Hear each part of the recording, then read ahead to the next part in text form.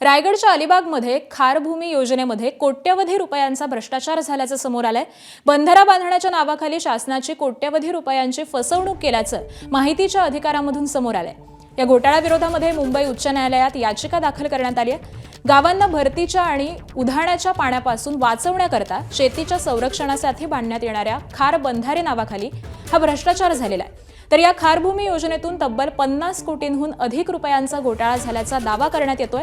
तसंच खारभूमी विभागाच्या 6 अधिकारी आणि एका ठेकेदारावरती कारवाईची मागणी देखील करण्यात आली आहे। दरम्यान अशा प्रकारे बंधारा न बांधता भ्रष्टाचार झाल्याची तक्रार ही माझ्याकडे आलेली नाही।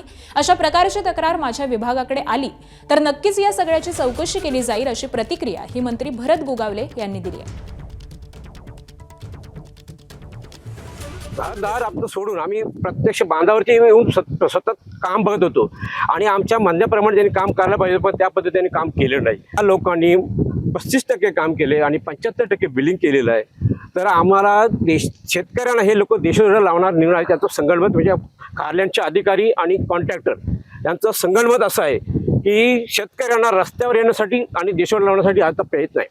या बाबतीत शेतकऱ्यांची मोठी फसवणूक झालेली आहे आणि शेतकरी कसा अधोगतीला लावून हा यांचा डाव आहे आणि त्या डावामुळे सर्व परिस्थिती अशी आहे की शासनाने याच्याबद्दल संपूर्ण विचार करून या अधिकाऱ्यांना आणि कॉन्ट्रॅक्टरला त्यांची योग्य दाखवायला पाहिजे। या मत आमच्या शेतकऱ्यांचं मत आहे।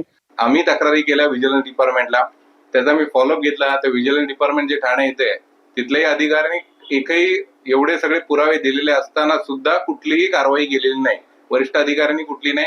यावरून गावकऱ्यांचं असं मत झालेलं आहे की हे सगळं मॅनेज आहे, अधिकारी मॅनेज आहेत, व्हिजिलन्सवाले मॅनेज आहेत, असा पूर्णपणे त्यांना त्याच्यावर संशय आहे।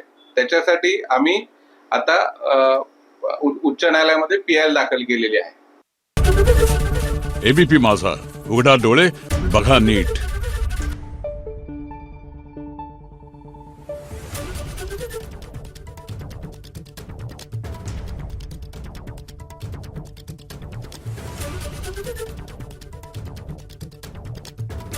Thank you.